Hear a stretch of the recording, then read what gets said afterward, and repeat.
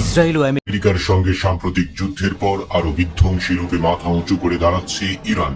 যে মিসাইল দিয়ে ইসরায়েল ও আমেরিকাকে শায়েস্তা করেছিল, আপগ্রেড করেছে তারা। এর মাধ্যমে গোপনে অত্যাধুনিক আন্তঃমহাদেশীয় ব্যালিস্টিক মিসাইলের সফল পরীক্ষা করেছে ইরান। স্যাটেলাইটের ছবি সামনে আসতেই ইরানের এই মিসাইল পরীক্ষার বিষয়টি ছড়িয়ে পড়েছে।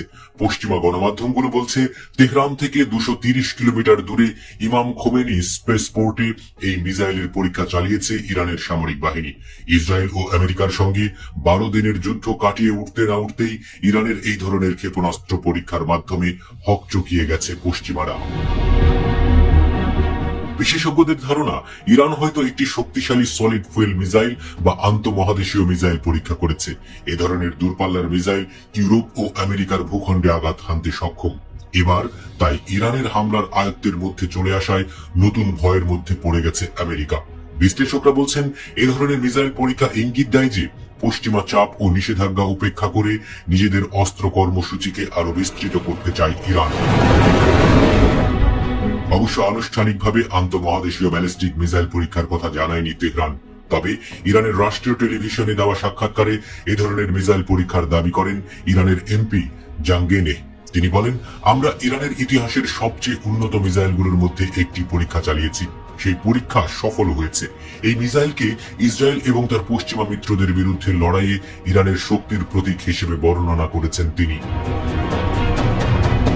সাম্প্রতিক সময়ে জুলজানাহ নামের রকেট দিয়ে মহাকাশে স্যাটেলাইট পাঠাচ্ছে ইরান। আর বিষয়টি নিয়ে খুবই চিন্তিত আমেরিকা। এর কারণ হলো, রকেটটি সলিড ফুয়েল বা কঠিন জ্বালানি ব্যবহার করে মহাকাশে পৌঁছাতে পারে। এটি আন্তঃমহাদেশীয় ব্যালিস্টিক ক্ষেপণাস্ত্র তৈরিতেও একই ধরনের প্রযুক্তি ব্যবহার করা হয়।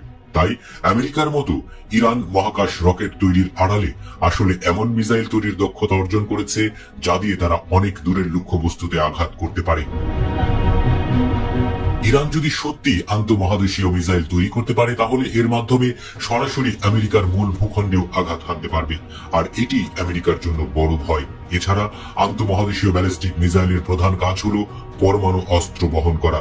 ইরান যদি পরমাণু অস্ত্র তৈরি করে এবং সেটিকে ক্ষেপণাস্ত্রের মাথায় বসাতে পারে, তখন ইরানের আন্তঃমহাদেশীয় ব্যালিস্টিক ক্ষেপণাস্ত্র আমেরিকার জন্য সরাসরি পরমাণু হুমকি হয়ে দাঁড়াবে। মার্কিন প্রতিরক্ষা বিশ্লেষক বেহনাম বেন তালেবলুর মতে, ইসরায়েলের বিরুদ্ধে যুদ্ধের পর ইরান ব্যালিস্টিক মিসাইল এবং গুণগতভাবে উন্নত সংস্করণের মিসাইল তৈরির গুরুত্ব হাড়ে হাড়ে টের পাচ্ছে। এ কারণে ইরান খুব দ্রুত নিজেদের মিসাইল উন্নত করেছে বলে মনে করছেন তিনি।